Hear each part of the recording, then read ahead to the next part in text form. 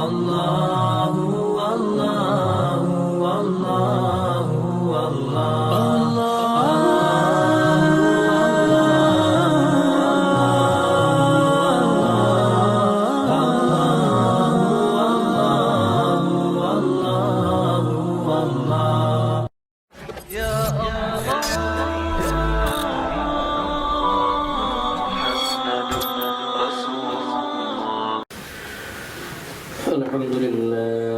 الحمد لله نحمده ونستعينه ونستغفره ونؤمن به ونتوكل عليه ونعوذ بالله من شرور أنفسنا ومن سيئات أعمالنا من يهد الله فلا مضل له ومن يضلله فلا هادي له ونشهد أن لا إله إلا الله وحده لا شريك له ونشهد أن سيدنا وحبيبنا وسندنا ومولانا محمدا عبده ورسوله قال الله تبارك وتعالى في كلامه المجيد وفرقانه الحميد فأعوذ بالله من الشيطان الرجيم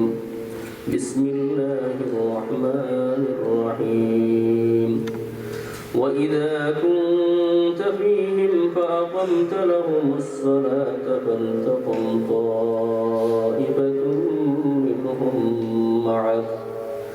منهم معك وليأخذوا حذرهم وأسلحتهم وقال النبي صلى الله عليه وسلم من صلى علي واحدة صلى الله عليه عشرا صلى الله على سيدنا ومولانا محمد وعلى آله وأصحابه وسلم صلى الله على سيدنا ومولانا محمد وعلى آله وأصحابه وسلم সম্মানিত হাজিরিন আল্লাহ তাবারাকা ওয়া তাআলার লক্ষ কোটি শুকর যিনি আমাদেরকে পবিত্র কোরআনের মাহফিলে বসার সুযোগ করে দিয়েছেন এজন্য আমরা দিল থেকে শুকর আদায় করি আলহামদুলিল্লাহ। আমি ব্যক্তিগতভাবে আজকে খুবই অসুস্থ, এই পেপারের কারণে বর্তমানে গলা বন্ধ, আওয়াজ করা খুবই কঠিন। এরপরেও আপনারা যেহেতু জমা হয়েছেন, আপনারা অনেকেই দূর দূরান্ত থেকে এসেছেন, কিছু কথা না বললে কেমন হয়, এজন্য বসেছি। দোয়া করেন আল্লাহ তাবারাকা ওয়া তাআলা যেন আমাদের তৌফিক দান করেন কিছু কথা বলার জন্য। সকলে বলি আমিন। পবিত্র কোরআনে আল্লাহ পাক রব্বুল বলেন وَإِذَا كُنْتَ فِيهِمْ فَأَقَمْتَ لَهُمُ الصَّلَاةَ হে নবী মুহাম্মদুর রাসূলুল্লাহ সাল্লাল্লাহু আলাইহি ওয়াসাল্লাম, আপনি যখন তাদের মধ্যে বিদ্যমান থাকবেন এবং যুদ্ধকালীন অবস্থায় আপনি যখন ইমামতি করার জন্য দাঁড়াইবেন,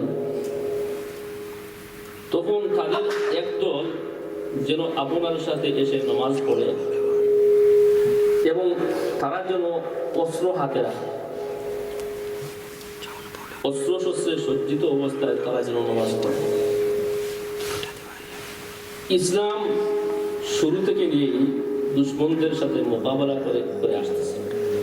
ইসলামের পথ কখনো সুগম ছিল না, মসৃণ ছিল না, সব সময় শত্রুকেরা পরিবেশ অবস্থায় ছিল। আল্লাহ রাসূল সাল্লাল্লাহু আলাইহি ওয়াসাল্লাম কোনো একটি যুদ্ধে উনি সাহাবীদেরকে নিয়ে নামাজ পড়লেন, জোহরের নামাজ। জোহরের নামাজের পরে শত্রুরা বলল যে এই একটা বিরাট চান্স কেন, যুদ্ধের ময়দানে ওরা নামাজরত অবস্থায় ছিল, এমত অবস্থায় আমরা যদি অতর্কিত অবস্থায় ওদের উপর হামলা করতাম তাহলে তো ওদেরকে শেষ করে দিতে পারতাম, কিন্তু আমরা ভুল করলাম, এটা ঠিক হইল না। তবে তাদের কিছু লোক বলল যে মুসলমানদের কাছে তাদের নামাজ, তাদের জান মাল সন্তান সম্পত্তি সব কিছু বেশি প্রিয়, সুতরাং এই চান্স যায় নাই, এই চান্স আরো আসবে। জোর গেছে, সামনে কি আছে? আসর আছে। সুতরাং জোরে যেভাবে নামাজ পড়ছে তারা আসরে এইভাবে নামাজ পড়বে। আসরে যখন তারা নামাজ পড়তে লাগবে তখন আমরা হামলা করবো এবং হামলা করে শেষ করে দিব। নামাজের এত গুরুত্ব, যুদ্ধ চলতেছে আল্লাহর নির্দেশে। মুসলমানরা জিহাদের ময়দানে যুদ্ধ করতেছে কার নির্দেশে? আল্লাহর নির্দেশে।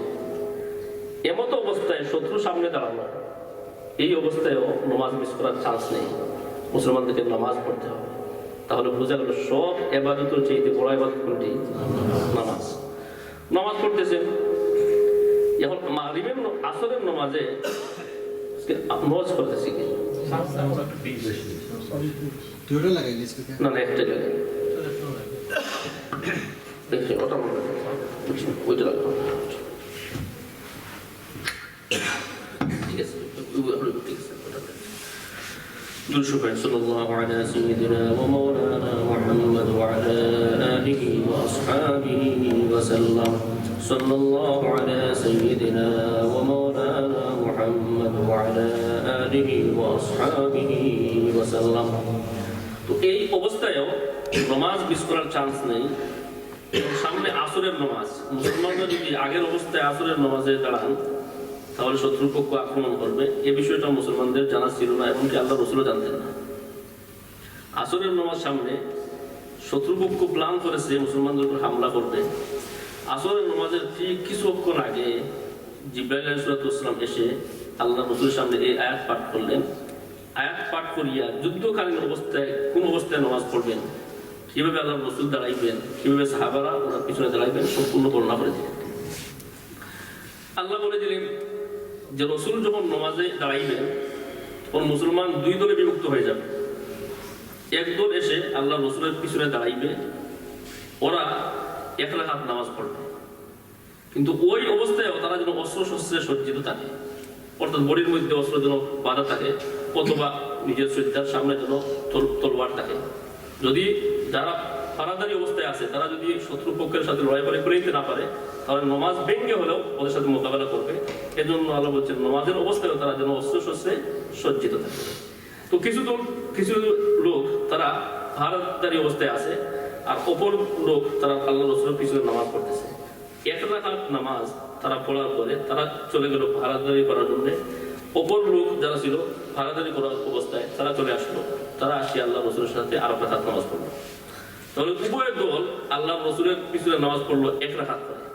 তাদের নামাজ হইল এক রাকাত, আর আল্লাহ রসুলের নামাজ হইল কয় রাকাত? দুই রাকাত। আল্লাহ রসুলের নামাজের শেষে তারা উভয় দলই নিজ নিজ দায়িত্বে আরো এক রাকাত পড়ে ফেললেন। পরবর্তীতে তাদেরও হয়ে গেল দুই রাকাত, আল্লাহ রসুলের হইল দুই রাকাত। এই যে সিস্টেম আমি বললাম, এই সিস্টেম ছাড়াও আরো বিভিন্ন পদ্ধতিতে যুদ্ধকালীন অবস্থায় আল্লাহ রসুল নামাজ পড়াইছে। কোন কোন বর্ণনায় পাওয়া যায় যে আল্লাহ রসুল নামাজ পড়াইছেন 4 রাকাত, একদলকে পড়াইছেন 2 রাকাত আর আরেক দলকে 2 রাকাত। রসুলের নামাজ মোট হয়েছে কয় রাকাত? 4 রাকাত, এবং তাদের নামাজ হয়েছে 2 রাকাত 2 রাকাত করে। বুখারী শরীফের শারহ ব্যাখ্যাকার আল্লামা হাফিজ ইবনে হাজার আসকালানী রহমতুল্লাহ আলাইহি 14টা পদ্ধতি রেখেছেন। 14টা পদ্ধতিতে নামাজ পড়া যায়, 14টা পদ্ধতি বর্ণিত আছে। যাই হোক, একাধিক পদ্ধতি যদি আমি আপনাদের সামনে বর্ণনা করি তাহলে আপনারা নিজেও সমস্যায় পড়ে যাবেন। এগুলা এত বেশি জানার দরকার নাই, কিন্তু কোন অবস্থায় নাজিল হইল এতটুকু আমাদের জানার প্রয়োজন। এই যুদ্ধকালীন অবস্থায় কেন আল্লাহ রসুল এদেরকে নিয়ে জামাতে পড়লেন, কেন পাঠ পাঠ করে পড়া হইল না? তার কারণটা হচ্ছে কি, রসুল সাল্লাল্লাহু আলাইহি ওয়াসাল্লাম যখন জীবিত আছেন তখন রসুলের সামনে আরো অন্য কারোর ইমামতি করার কোনো সাহস নেই, এবং এর সুযোগটাও নেই। রসুল হচ্ছেন ইমামুল আউয়ালিন ওয়াল আখিরিন। আল্লাহ রসুল বিদ্যমান থাকা অবস্থায় এবং আল্লাহ রসুল সুস্থ থাকা অবস্থায় অন্য কেউ ইমামতি করতে পারবে না, উনি ইমামতি করবেন। এজন্য রসুলের পিছনে তারা এক এক রাকাত করে নামাজ পড়বেন। এখন আল্লাহ রসুল দুনিয়া থেকে যাওয়ার পরে বর্তমানে যদি যুদ্ধ লাগে তাহলে এই পদ্ধতি বহাল আছে কিনা, এ নিয়ে উলামায়ে কেরামদের মধ্যে দ্বিমত আছে। ইমাম আবু ইউসুফ রহমতুল্লাহ আলাইহি, যিনি হানফি মযহবের একজন বড় আলিম, ইমাম আবু হানিফা রহমতুল্লাহ আলাইহির প্রধান শাগির্দ, ওনার মতামত হচ্ছে যে বর্তমানে এই পদ্ধতি বহাল নয়, এই পদ্ধতি আর বহাল নেই, এটা শুধু ছিল আল্লাহ রসুলের জন্য খাস। আল্লাহ বলছেন নিজে, যখন আপনি তাদের মধ্যে বিদ্যমান থাকবেন এবং শত্রুপক্ষের ভয় থাকবে, তখন এই পদ্ধতি। আল্লাহ রসুল বর্তমানে বিদ্যমান নেই, সুতরাং এই পদ্ধতি আর বর্তমানে বহাল নেই। এটা হচ্ছে ইমাম আবু ইউসুফ রহমতুল্লাহ আলাইহির মতামত। অপরদিকে জমহুর উলামা, সংখ্যাগরিষ্ঠ উলামাদের মতামত হচ্ছে যে বর্তমানেও এই পদ্ধতি বহাল আছে। কারণ কি, আল্লাহ রসুলের পরে আবু বকর রাদিয়াল্লাহু আনহু, উমর রাদিয়াল্লাহু আনহু, উসমান রাদিয়াল্লাহু আনহু, আলী রাদিয়াল্লাহু আনহু, এই চারজন খলিফাই তাদের সময় যুদ্ধ করতে হয়েছে এবং তারা ইমাম ছিলেন এবং তারা এই একই পদ্ধতিতে নামাজ পড়াইছে। তাহলে তাদের আমল দ্বারা প্রমাণিত যে এই সিস্টেম কিয়ামত পর্যন্ত অবশিষ্ট থাকবে। কিন্তু এই সিস্টেম অবশিষ্ট থাকার জন্য যিনি নেতা হবেন, আগে তো আল্লাহ রসুল নিজে নেতা ছিলেন, উনি নিজে যুদ্ধ করেছেন। একদিকে ইমাম, আবার সেনাবাহিনীর প্রধান, আবার প্রধান বিচারক, যুদ্ধক্ষেত্রে উনি নিজে অস্ত্র হাতে লড়াই করতেছিলেন। ঠিক তেমনিভাবে আবু বকর রাদিয়াল্লাহু আনহু, উমর রাদিয়াল্লাহু আনহু, আলী, উসমান সবাই এভাবে যুদ্ধ করেছেন। বর্তমানে যারা নেতা নেত্রী হয় তারা কি এর যুদ্ধ অস্ত্র হাতে নেওয়া তো জানে না। আর বেশিরভাগ নেতা যারা আছে, নামাজ পড়াইবে তো দূরের কথা, জোরে কত আসরের নামাজ পড়াইবার কথা হইলে হয়তো রাজি হইতে পারে। আর এখন তো কিরাত টিরাত নাই, কিন্তু মাগরিব অথবা ফজরের নামাজের কথা বললেই বাতাস ছুটবো, এরা তো নামাজ পড়াইবার এই যোগ্যতাই নেই। আর অপর দিকে যারা আছে নেত্রী, এরা তো নামাজ পড়াইছে। তো এরা বেলায় এই হুকুম নয়, যদি ইমাম বা নেতা এমন পর্যায়ে হন যার বৈশিষ্ট্য হবে আল্লাহ রসুলের মতো, যার বৈশিষ্ট্য হবে আবু বকর রাদিয়াল্লাহু আনহুর মতো, যার বৈশিষ্ট্য হবে উমর রাদিয়াল্লাহু আনহুর মতো, যিনি ইমামতি করার যোগ্যতা রাখেন, তাহলে বর্তমানেও এই হুকুমত বলবৎ আছে, তিনি এই পদ্ধতিতে নামাজ পড়বেন। এই পদ্ধতিতে নামাজ পড়তে গেলে অস্ত্র হাতে রাখতে হবে কিনা, এটা নিয়েও উলামায়ে কেরামদের মধ্যে দ্বিমত আছে। ইমাম মালিক রহমতুল্লাহ আলাইহি এবং ইমাম শাফি রহমতুল্লাহ আলাইহি, এই দুইজনের মতামত হচ্ছে যে এই অবস্থায় নামাজ পড়াইতে হইলে এবং মুসল্লিরা নামাজ পড়তে হইলে অস্ত্রে শস্ত্রে সজ্জিত হতে হবে, অস্ত্র পাশে রাখতে হবে। কারণ আল্লাহ কোরআন নিজে বলছেন, ওয়ালিয়াখুযু হিযরাহুম ওয়া আসলিহাতাহুম, তারা যেন সতর্ক থাকে এবং তারা যেন অস্ত্র সাথে রাখে। এটা হচ্ছে এই দুইজনের মতামত। অপরপক্ষে অন্যান্য উলামায়ে কেরামদের মতামত হচ্ছে এমত অবস্থায় অস্ত্র হাতে রাখা, অস্ত্র পাশে রাখা, এটা হচ্ছে মুস্তাহাব, এটা ফরজ নয়। যেমন কোরআনে অনেক জায়গায় আল্লাহ বিভিন্ন আয়াত নাযিল করেছেন, হুকুম দিয়েছেন।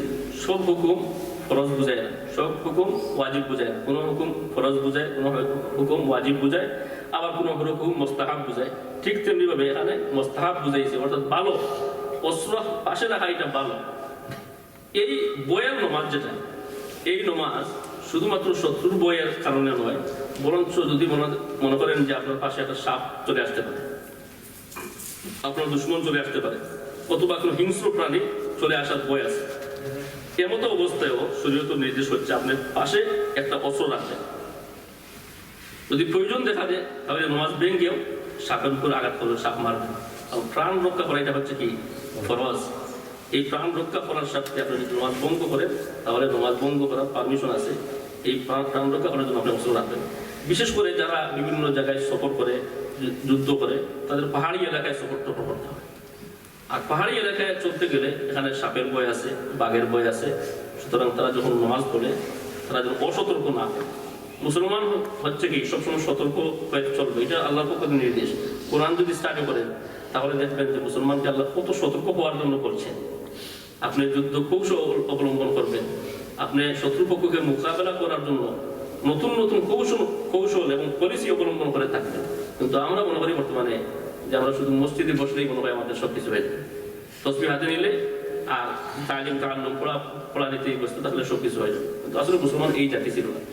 পড়া নিয়ে তসবিহ হাতে নেয়া এটা হচ্ছে মুসলমানদের একটা বৈশিষ্ট্য। পাশাপাশি শত্রুর মোকাবেলা করে ইসলামকে বিজয় করে রাখা, এটাও হচ্ছে ইসলামের একটা পলিসি।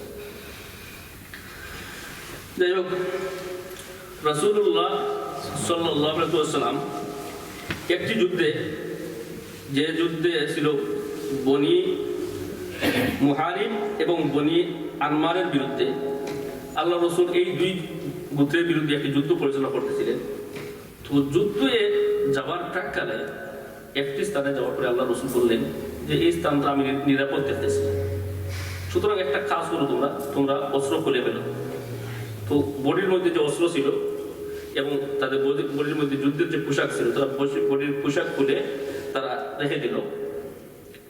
রেখে দেওয়ার পরে আল্লাহ রসুল বললেন যে আমি একটু আসতেছি। আল্লাহ রসুল কিছু দূর গেলেন, যাওয়ার পরে ওনার পেশাব পায়খানার প্রয়োজন দেখা দিয়েছিল। উনি পাহাড়ি এলাকায় নিম্নভূমিতে নামছেন, পেশাব পায়খানা সারছেন।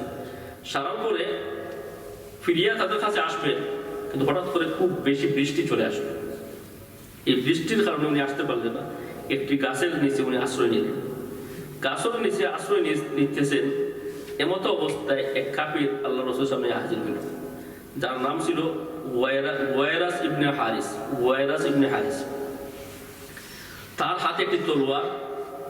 সে এই তলোয়ার হাতে নিয়ে আল্লাহর কসমকে বলল যে আজকে যদি আমি মুহাম্মদকে হত্যা করতে না পারি, তাহলে আল্লাহ যেন আমাকে হত্যা করে। আপনারা জোরে সোরে বলেন নাউজুবিল্লাহ। কি পরিমাণ এটিএম নিয়ে এসেছে আল্লাহ রসুলকে হত্যা করার জন্য। আল্লাহ রসুলকে লক্ষ্য করে সে বলল যে হে মুহাম্মদ, আজকে তোমাকে কে আমার হাত থেকে রক্ষা করবে? আল্লাহ রসুল সাল্লাল্লাহু আলাইহি ওয়াসাল্লাম নির্দ্বিধায় সমকণ্ঠে উচ্চ সুরে বললেন, আল্লাহ, আল্লাহ আমাকে রক্ষা করবে। এই কথা শোনার পরে সাথে আল্লাহ রসুল যখন আল্লাহ আমাকে রক্ষা করবেন বললেন, বলার সাথে সাথে আল্লাহ রসুল আল্লাহর কাছে দোয়া করলেন যে হে আল্লাহ, আমাকে এই দুষ্টর হাত থেকে তুমি রক্ষা করো। আল্লাহ রসুল যখন ওই কথাটা বলছেন, সেইভাবে তরবারি হাতে উঠেছে, উপরের দিকে উঠেছে আল্লাহ রসুলকে কোপ মারার জন্য। হাত যখন উঠেছে, উঠানোর সাথে সাথে সে বুঝতে পারলো যে প্রচন্ড ব্যথা তার হাতের মধ্যে, প্রচন্ড জ্বলন শুরু হয়েছে। যে জ্বলনের কারণে হাতের তলোয়ার যেটা ছিল সেটা জমির মধ্যে ফসে পড়েছে এবং তার মধ্যে কম্পন সৃষ্টি হয়ে গেল, যে কম্পনের কারণে সে নিজেও উপর হইয়া মাটির মধ্যে পড়ে গেল। মাটির মধ্যে পড়ে যাওয়ার পরে আল্লাহ রসুল সাথে সাথে এই তলোয়ারটা হাতে নিলেন। হাতে নিয়ে বললেন যে এখন কে তোমাকে আমার হাত থেকে রক্ষা করবে? আল্লাহ রসুল এই সুযোগটা পাইলেন। এক রেওয়ায়েতে এসেছে সে বলল যে কেউই আমাকে রক্ষা করতে পারবে না। আর অপর রেওয়ায়েতে এসেছে সে বলল যে আমি আপনার কাছে মাফি চাই, আপনি আমাকে রক্ষা করবেন। আল্লাহ রসুল তখন বললেন যে তোমাকে আমি বলতেছি, তুমি এই কথাটা সাক্ষী দাও যে আল্লাহ ছাড়া আর কোনো মাবুদ নেই এবং মুহাম্মদ সাল্লাল্লাহু আলাইহি ওয়াসাল্লাম হচ্ছেন আল্লাহর বান্দা এবং রাসূল। এই কথা সাক্ষী দিলেই আমি তোমাকে ছেড়ে দেব। তখন সে বলল না, এটা আমার পক্ষে বলা সম্ভব নয়। তখন দেখেন এই কথাটা যখন বললো না, তখন যদি আমরা হইতাম তখন শেষ করে দিতাম। তখন সে বলল দেখেন আমি এই কথা বলবো না, তবে আমি ওয়াদা করতেছি যে আপনার বিরুদ্ধে আর কখনো আমি অস্ত্র হাতে নিব না এবং আপনার শত্রুপক্ষকেও আর কখনো আমি সহযোগিতা করবো না, এই ওয়াদা আপনাকে দিতেছি। আল্লাহ রসুল এই কথা শোনার পরে তাকে ছেড়ে দিলেন এবং তার যে হাতের তলোয়ার, তার তলোয়ারটাও তার হাতে দিয়ে দিলেন, তুমি নিয়ে নাও। তখন সে বলল যে নিশ্চয় আপনি আমার চেয়ে উত্তম। এরপরে তার সম্প্রদায়ের কাছে চলে গেল। সম্প্রদায়ের কাছে চলে যাওয়ার পরে তার গোত্রের লোকেরা বলল যে তোমাকে কোন জিনিস বাধা দিল? তুমি তো মুহাম্মদকে হত্যা করার জন্য গিয়েছিলে, কেন তুমি হত্যা করতে পারলে না? তখন সে বলল, এই বিস্তারিত ঘটনা বললো। বলার পরে বলল যে আল্লাহর জমিনে মুহাম্মদের চাইতে ভালো মানুষ আর পৃথিবীতে নেই। আল্লাহ নিশ্চয় আপনি সর্বোত্তম চরিত্রের উপর অধিষ্ঠিত। এজন্য এই আমল, এই প্র্যাকটিস আমাদের মধ্যে আনতে হবে। শুধু তাফসীর শোনা বড় কথা নয়, বরঞ্চ আমাদের দৈনন্দিন জীবনে এই আমলগুলো আনতে হবে। শত্রু মানুষের সামনে আছেই, থাকবেই, ঘরের শত্রু আছে, বাইরের শত্রু আছে, কিন্তু সুযোগ পাইলেই যেন আমি শত্রুর উপর আক্রমণ না করি, বরঞ্চ রসুলের এই চরিত্র অ্যাপ্লাই করে মানুষের মধ্যে ইসলামের সৌন্দর্য যাতে আমরা তুলে ধরতে পারি, সেই চেষ্টা যেন করি। আল্লাহ আমাদেরকে তৌফিক দান করেন। সকল বলি সামনে আল্লাহ বলেন, فَإِذَا قُضِيَتِ الصَّلَاةُ فَإِذَا قَضَيْتُمُ الصَّلَاةَ فَاذْكُرُوا اللَّهَ قِيَامًا وَقُعُودًا وَعَلَى جُنُوبِكُمْ فَإِذَا اطْمَأْنَنْتُمْ فَأَقِيمُوا الصَّلَاةَ إِنَّ الصَّلَاةَ كَانَتْ عَلَى الْمُؤْمِنِينَ كِتَابًا موقوتا। আল্লাহ বলেন, অতঃপর তোমরা যখন নামাজ শেষ করে ফেলবে তখন দাঁড়ানো, বসা এবং শোয়া অবস্থায়, সর্ব অবস্থায় তোমরা বেশি বেশি করে আল্লাহর জিকির করবে। কারণ শত্রুপক্ষের সামনে তোমরা যেভাবে নামাজ পড়েছো এই নামাজটা তো খুব ইতমিনানে পড়তে পারো না। শত্রুর পক্ষের সামনে যখন নামাজ তারা পড়ছে তখন তো খুব ভয়ের অবস্থায় নামাজ পড়েছে, যান শান্ত ছিল না। এমনকি শত্রুর সামনে নামাজ পড়ার বিভিন্ন পদ্ধতি বর্ণনা করা হয়েছে। যদি ভালো করে রুকু সিজদা দেওয়ার মতো পরিবেশ না থাকে তাহলে দাঁড়ানো অবস্থায় তারা রুকু করে ফেলবে। তো দাঁড়ানো অবস্থায় কিভাবে রুকু করবে? একটু জাস্ট ইশারা করবে রুকুর জন্য, আর সিজদার জন্য আর একটু বেশি ইশারা করবে। এইভাবে তারা দাঁড়ানো অবস্থায় নামাজ পড়বে। যদি কিরাত লম্বা পড়ার সুযোগ না থাকে এক আয়াত পড়িয়ে কিরাত শেষ করে ফেলবে। অথবা কখনো যদি তারা ঘোড়ার উপর থেকে নামার সুযোগ না থাকে তাহলে ঘোড়ার অবস্থায় ঘোড়ায় বসা অবস্থায় তারা নামাজ পড়ে ফেলবে। তো এই যে তোমরা নামাজ পড়লে এটা তো শান্ত অবস্থায় তোমরা নামাজ পড়তে পারো নাই। এরপরে যখন তোমরা শান্ত হবে তখন তোমরা কি করো? বেশি বেশি করে আল্লাহর স্মরণ করো। আল্লাহর রাসূল সর্ব অবস্থায় আল্লাহর স্মরণে আল্লাহর জ্ঞানে মগ্ন থাকতেন, সর্ব অবস্থায় জিকির করতেন। এই জিকির বলতে শুধুমাত্র মুখ দিয়ে জিকির নয়, আল্লাহ আল্লাহ লা ইলাহা ইল্লাল্লাহ এটা তো একটা জিকির। আর আরেকটা জিকির হচ্ছে কি, প্রতিটা কর্মে প্রতিটা কাজে আল্লাহ যেভাবে সন্তুষ্ট হন সেভাবে তিনি কাজ করতেন। টয়লেটে হামাইবার সময় টয়লেটের দোয়া পড়া, ঘুমাবার সময় ঘুমাইবার দোয়া পড়া, খাওয়ার সময় খাবার দোয়া পড়া, খাবার শেষে খাবার দোয়া পড়া, প্রতিটা সময়ে আল্লাহ যে দোয়াগুলো শিখাই দিয়েছেন আল্লাহ রসুলকে তিনি পড়তেন। এই পড়ার মাধ্যমে আল্লাহকে স্মরণ করতেন। আর অবসর হইলেই আল্লাহর দিয়ে মগ্ন থাকতেন এবং তিনি নিজে লা ইলাহা ইল্লাল্লাহ পড়তেন, আল্লাহ আল্লাহ পড়তেন। এই জন্য মুসলমানের কাজ হচ্ছে কি, আমি যে অবস্থায় থাকি, আপনি ব্যবসা করতেছেন, এখন কাস্টমার নেই, এখন তো সুযোগ আপনার হাতে আছে, আপনি সুবহানাল্লাহ সুবহানাল্লাহ সুবহানাল্লাহ পড়েন, আলহামদুলিল্লাহ পড়েন, তাহলে এই ব্যবসার মধ্যে বরকত চলে আসবে এবং এই আয়াতগুলো আপনার আমল হয়ে যাবে। আপনি এখান থেকে হোয়াইটচাপল যাওয়ার জন্য ট্রেনে উঠছেন, বাসে উঠছেন, 1 ঘন্টা সময় লাগবে। বাসে যাওয়ার জন্য হয়তো 40-50 মিনিট লাগবে, ট্রেনে গেলেও 20 মিনিট লাগবে। এই 20 মিনিট সময় আপনি কেন বেকার কাটাইবেন? আপনি 100 বার ইস্তেগফার পড়েন, 100 বার দুরূদ শরীফ পড়েন, সুবহানাল্লাহ পড়েন, আলহামদুলিল্লাহ পড়েন। এক হাদিসে আগে বলেছি আমি, সুবহানাল্লাহি ওয়া বিহামদিহি যদি কেউ একবার পড়ে কতটুকু সওয়াব হবে? 1,24,000। আপনাদের মনে আছে? তাহলে এই সুযোগটা আমরা কেন হারাই? আল্লাহ জায়গায় জায়গায় আল্লাহকে বেশি স্মরণ করার জন্য বলছেন, আমি যেন অবসর সময়টাকে বেকার না কাটাই, সব সময় যেন আল্লাহর জিকিরে আমি কাটাই। শেখুল হাদিস আল্লামা আজিজুল হক রহমতুল্লাহ আলাইহি ওনার ইন্তেকালের সময় ওনাকে সাংবাদিক প্রশ্ন করছিল যে হুজুর আপনার উস্তাদ কে? তো উনি বললেন শিব্বির আহমদ উসমানী। এই কথাটা বলেই উনি বললেন আল্লাহ আল্লাহ আল্লাহ, আবার আল্লাহ আল্লাহ বলতে শুরু করলেন। আবার জিজ্ঞেস করলেন যে হুজুর আর কেউ কি আপনার উস্তাদ আছে? তো উনি বললেন হাবিবজি হুজুর রহমতুল্লাহ আলাইহি। বলা শেষ, আল্লাহ আল্লাহ। এই ভিডিওটা সর্বত্র ছড়িয়ে পড়েছে।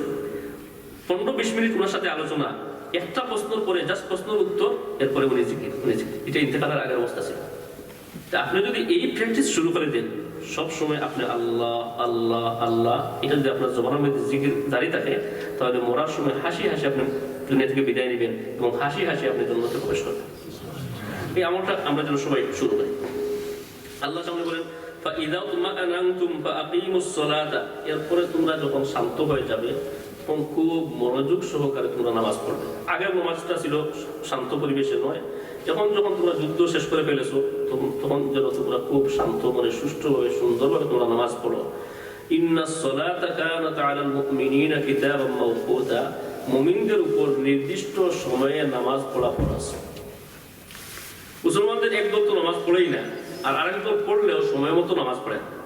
আমাদের কাজের গুরুত্ব বেশি, জবের গুরুত্ব বেশি, জব চলে যাবে, আমার কাজ চলে যাবে, বিজনেসের লস হবে, এজন্য আমরা সময় মতো নামাজ পড়ি না। সময় মতো নামাজ পড়া ফরজ। হজ যেমন হজের মৌসুমে যদি কেউ আদায় না করে হজ হবে না, না হবে হবে না। রমজান শরীফে যদি রোজা না রাখে, অন্য সময় রোজা রাখে, রোজা হবে হবে না। ঠিক তেমনি ভাবে আপনি নামাজের সময় নির্দিষ্ট সময়ে যদি নামাজ না পড়েন তো নামাজ হবে না। এজন্য নির্দিষ্ট সময়ে নামাজ পড়তে হবে। এই নির্দিষ্ট সময়ে নামাজ পড়ার জন্য আপনার চাকরি গেলে চলে যাক, আপনার বিজনেস লস হইলে লস হোক, কিন্তু আপনাকে নির্দিষ্ট সময়ে নামাজ পড়তে হবে। হাদিস শরীফে এসেছে ইন্না আউওয়ালা মা ইউহাসাবু বিহিল আবদু ইয়াওমাল কিয়ামাতি মিন আমালিহি সালাতুহু, কিয়ামতের দিন সর্বপ্রথম বান্দার নামাজ সম্পর্কে হিসাব নেওয়া হবে। এই নামাজের হিসাব তার জন্য সহজ হয়ে যাবে, বাকি সকল হিসাব তার জন্য সহজ হয়ে যাবে। একটু জোরে বলেন সুবহানাল্লাহ। আর যে ব্যক্তি এই প্রথম কাঠে আটকে যাবে, বাকি সকল কাঠে সে আটকে যাবে। কিয়ামতের দিন আমরা এই যে শুরু করলাম আমাদের পরকালীন যাত্রা, এই প্রথম কাঠেই যদি আমি আটকে যাই তাহলে সামনে যাওয়ার সুযোগ আছে? সুযোগ নাই। আপনি যদি পাসপোর্ট অফিসে, যেখানে আপনি এমবেসি আপনাদেরকে চেক করতেছে, সেখানে যদি আপনি দৌড়া পড়েন আর তো সামনে অগ্রসর করার সুযোগ নেই। তাহলে আমাদেরকে নামাজের গুরুত্ব দিতে হবে। এবং নামাজ শুধু ফরজ না, ফরজ নামাজ পড়ার অর্থ হচ্ছে কি 33 মার্ক পাওয়া। মনে করেন স্কুলে বা মাদ্রাসায় কিছু ছাত্র লেখাপড়া করে, তো এর মধ্যে কিছু লোক থাকে যে শুধুমাত্র পাস মার্কের চিন্তা করে যে কিভাবে 33 মার্ক পাওয়া যায়, 33 মার্ক পাইলেই সে পাস, সে মনে করে আমার জন্য এতটুকু যথেষ্ট। কিন্তু ভালো ছাত্র 33 মার্কের চিন্তা করে না, 100 পাওয়ার জন্য চিন্তা করে, 100 পাওয়ার জন্য চিন্তা করে, 80 পাওয়ার জন্য চিন্তা করে, 90 পাওয়ার জন্য চিন্তা করে, যে ফার্স্ট ডিভিশন না পাইলেও কমপক্ষে যেন আমি সেকেন্ড ডিভিশন পাই, সেকেন্ড ডিভিশন না পাইলেও যেন লোয়ার সেকেন্ড ডিভিশন পাই, এই চিন্তা সে করে। এই জন্য ভালো চিন্তা করে যে পড়ে ফার্স্ট ডিভিশন না পাইলেও অবশ্যই সে সেকেন্ড ডিভিশন পাবে, সেকেন্ড ডিভিশন না পাইলেও কমপক্ষে সে পাস করবে। আর যে পাশের চিন্তা করে যদি অ্যাক্সিডেন্ট ঘটে যায় তাহলে সেও পাস করতে পারবে। এজন্য আমাদেরকে ফার্স্ট ডিভিশনের চিন্তা করতে হবে। এই ফার্স্ট ডিভিশনের চিন্তা করার অর্থ হচ্ছে কি ফরজ নামাজ পড়বেন, সুন্নত পড়বেন, নফল পড়বেন, এসব কিছু আদায় করবেন। এই যে হাদিসের শেষ অংশে এসেছে কিয়ামতের দিন বান্দা যদি আটকে যায় তার ফরজ নামাজের হিসাবে, তখন আল্লাহ বলবেন যে দেখো আমার বান্দার নামায় আমলে কোনো নফল আছে কিনা। যদি তার নামায় আমলে নফল পাওয়া যায়, আল্লাহ বলবেন আমার বান্দার ওই নফলকে তোমরা ফরজের সাথে মিলাইয়া তাকে মাফ করে দাও। সুবহানাল্লাহ। এজন্য নফলের গুরুত্ব আরো শুনেন কত গুরুত্ব। কিয়ামতের দিনে মানুষ যখন ভয়াবহ অবস্থায় থাকবে, খুবই পরিশান, যে পরিশানি থেকে পরিত্রাণ পাওয়ার জন্য কোনো সুযোগ নেই, এমন পরিশানি অবস্থায় আল্লাহ একজন ঘোষককে পাঠাইবেন, যে ঘোষক মানুষের সামনে এসে ঘোষণা করবে যে হে ওই সমস্ত লোক তোমরা আজকে কোথায় যাদের বডি বিছানা থেকে রাত্রে আলাদা থাকে। এই আওয়াজ শোনার সাথে সাথে এই হাসরের ময়দানে লক্ষ লক্ষ কোটি কোটি মানুষ থেকে কিছু মানুষ আলাদা হয়ে যাবে। আলাদা হওয়ার পরে আল্লাহ বলবেন যে তোমাদের কোনো হিসাব নিকাশ নেই, বিনা হিসাবে তোমরা জান্নাতে চলে যাও। ওই সমস্ত মানুষ কারা? যারা রাত্রিবেলা জাগিয়া ইবাদত করত।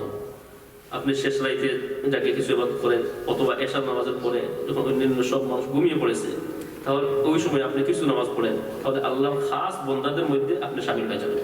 এবং কিয়ামতের দিন হিসাব নিকাশ ছাড়াই জান্নাতে চলে যাবেন। হিসাব নিকাশ যদি হয়ে যায়, কোনো মানুষের যদি আল্লাহ পূর্ণ হিসাব নিয়ে নেন, তাহলে ওই মানুষের জাহান্নাম ছাড়া আর কোনো গতি থাকবে না।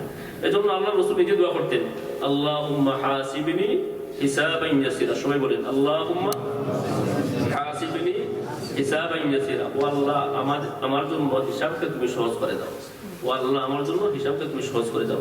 রাসূল যখন নিজে সহজ হিসাবের জন্য দোয়া করছেন, আমাদের প্রয়োজন নাই? আমাদের তো আরো বেশি প্রয়োজন আছে। এজন্য আল্লাহ তাবারাকা ওয়া তাআলার কাছে যেন আমরা সবসময় মাফি চাই এবং ফরজ নামাজ গুরুত্ব সহকারে পড়ি, পাশাপাশি যেন নফলকেও গুরুত্ব দিই। আল্লাহ তৌফিক দান করেন সকলে বলি আমিন। ولا تهنوا في ابتغاء القوم إن تكونوا تألمون فإنهم يألمون كما تألمون وترجون من الله ما لا يرجون وكان الله عليما حكيما। আল্লাহ বলেন শত্রুদের সামনে তোমরা কাতর হইও না।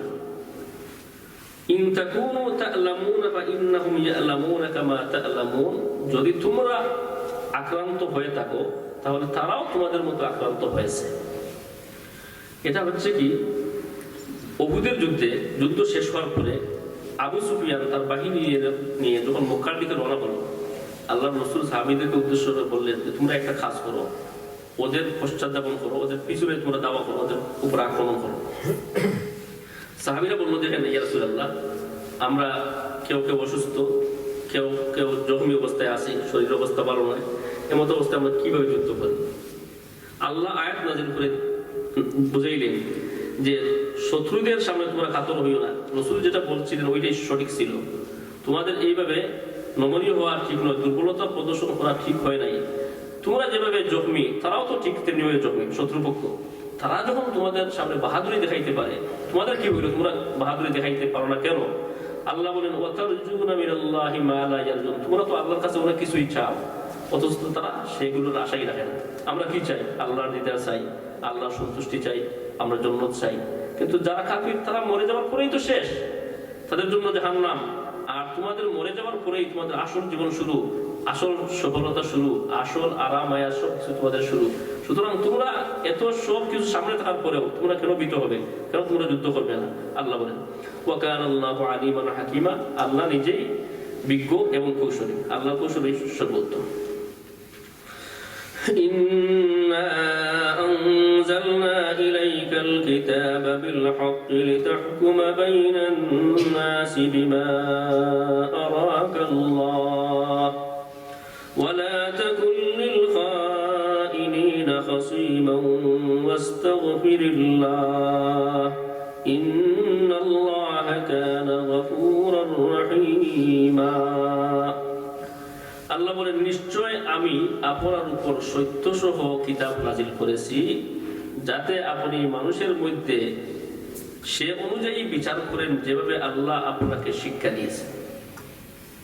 ওয়ালা তাকুল লিল খাইনিনা খাসীমান ওয়াস্তাগফিরিল্লাহ, আর যারা বিশ্বাসঘাতক তাদের পক্ষ হইয়া আপনি তর্কে লিপ্ত হবেন না।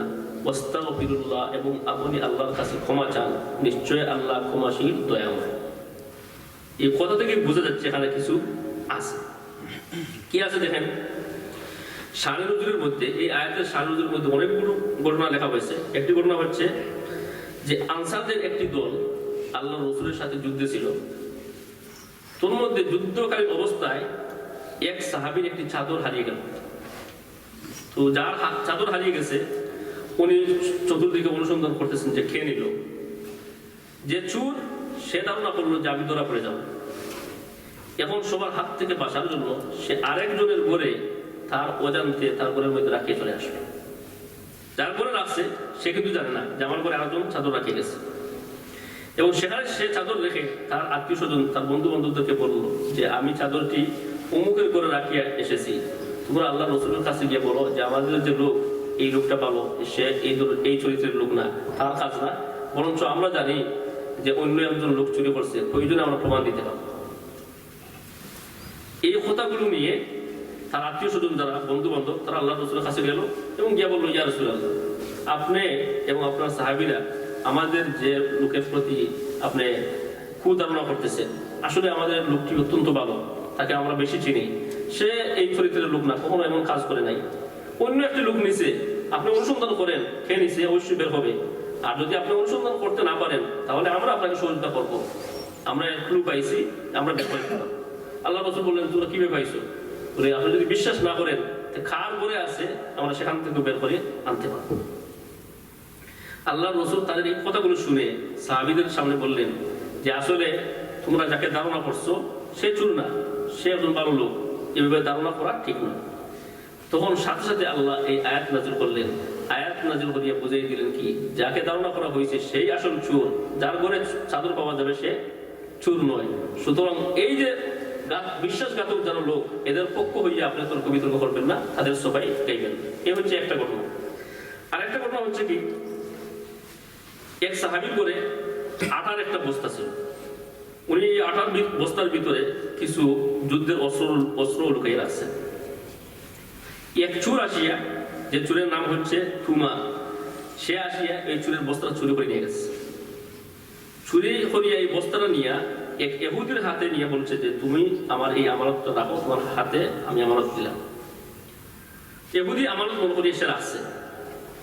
পরের দিন যখন যার বস্তা চুরি হয়েছে সে অনুসন্ধান চালাইতেছে, কে নিল এটা নিয়ে অনুসন্ধান চলতেছে।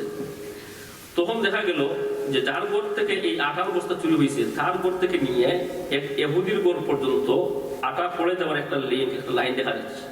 অর্থাৎ এই বস্তা যেটা, এই বস্তার নিচে একটা ছিদ্র ছিল, আর এই ছিদ্র দিয়ে আটা পড়ছে। যার ঘর থেকে শুরু হয়েছে তার ঘর থেকে নিয়ে ইহুদির ঘর পর্যন্ত একটা লিঙ্ক আছে। সে ওই লিঙ্ক অনুযায়ী, ওই নিশানা অনুযায়ী সে ইহুদির ঘরে চলে গেল। ইহুদিকে গিয়ে বললো যে তুমি আমার আটা চুরি করেছো, তুমি আল্লাহ রসুলের কাছে আসো। ওই ইহুদি আল্লাহ রসুলের সামনে আসলো। আসার পরে সে কুসুম ভাইয়া বললো যে আমি চুরি করি নাই, আমার কাছে থুমা যে ব্যক্তি সে আমানত রেখে গেছে, আমি আমানত হিসেবে রাখছি। থুমা যখন এই ঘটনা শুনলো তখন সে অস্বীকার করলো যে আমি আমার কাছে আমানত রাখিনি, সে মিথ্যা কথা বলতেছে। এখন ইহুদি যেহেতু ইহুদির কাছে পাওয়া গেছে এবং ইহুদির বিরুদ্ধে কোনো সাক্ষীও নেই এবং ইহুদির পক্ষে কোনো সাক্ষীও নেই, সুতরাং আল্লাহ রসুল তদাকার বিচার অনুযায়ী বললেন যে তার হাত কেটে দেওয়া হবে। এই হিসেবে সিদ্ধান্ত নেওয়া হলো যে তার হাত কাটা হবে। কিন্তু হাত যখন কাটতে যাবেন তখন আল্লাহ পাক পরবর্তীকার আলম এই আয়াত নাযিল করলেন। এই আয়াত নাযিল করিয়া আল্লাহ পাক পরবর্তীকার আলম জানাইয়া দিলেন যে আসলে ইহুদি নির্দোষ, ইহুদির কোনো দোষ নয়, বরঞ্চ তোমার যে ব্যক্তি সেই আসল দোষী ছিল, আর সে যা বলতেছে এই সমস্ত সব কিছু মিথ্যা। আল্লাহ ওহীর মাধ্যমে জানাই দিলেন।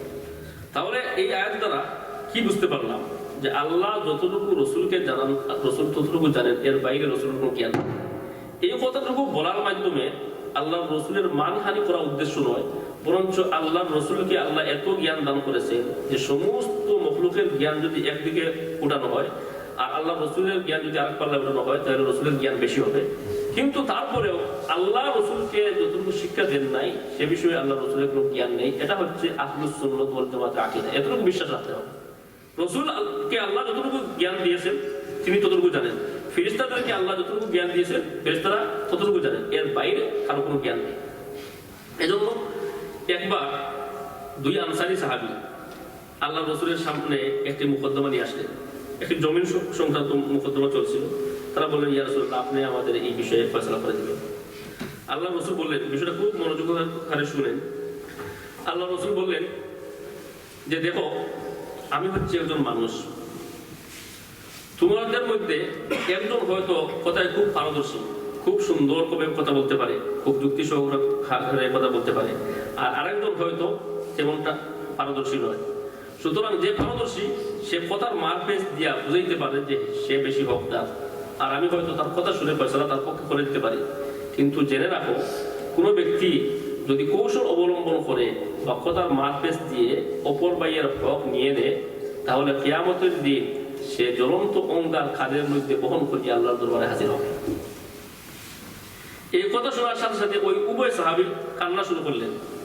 কান্না শুরু করে বললেন, ইয়া রাসূলুল্লাহ, আমাদের হকের কোনো প্রয়োজন নেই, আমার ভাই নিয়ে নেয়, আমি কিছু নিব না। অপর ভাই বললো, ইয়া রাসূলুল্লাহ, আমার কিছু প্রয়োজন নাই, সে নিয়ে নেয়। তখন আল্লাহ রসুল বললেন, তোমরা যখন এইভাবে প্রস্তুত হয়ে গেছো, কেউই কারোর অংশ নিতে রাজি নয়, তখন একটা কাজ করো, আমার আর ফয়সালা করার প্রয়োজন নেই, তোমরা নিজেই ফয়সালা করো। তোমাদের জ্ঞান অনুযায়ী যে যতটুকু জানো অতটুকু তোমরা ফয়সালা করে নাও। জমিনকে দুই ভাগে ভাগ করো, ভাগ করার পরে কে কোন অংশ নিবে সেটার জন্য তোমরা লটারি মারো, লটারির মাধ্যমে তোমরা তোমাদের অংশকে চয়েস করবে। তারা সেই অনুযায়ী কাজ করবে। এরপরে আল্লাহ রসুল বলেন যে এরপরেও যদি কোনো ব্যক্তি ভুলবশত অপর ভাইয়ের কোনো অংশ নিয়ে নেয়, তাহলে অপর ভাইয়ের উচিত হচ্ছে কি তাকে ক্ষমা করে দেওয়া। এভাবে যদি ক্ষমা করে দাও তাহলে আল্লাহ তোমাকে ক্ষমা করে দিবে। তাহলে জ্ঞান থাকা অবস্থায় বুঝে শুনে কারো একটা টাকা একটু অংশ আত্মসাৎ করা যাবে না। আর আমার যে বিষয়ে জ্ঞান নেই, অজান্তে যদি কোনো কিছু চলে আসে, আল্লাহ অবশ্যই মাফ করে দিবেন। আমরা যতটুকু শুনলাম সে অনুযায়ী আমাদের জীবনযাপন গঠন করার তৌফিক দান করেন, সকলে বলি আমিন। আমি তো আজকে ভাবছিলাম না এতটুকু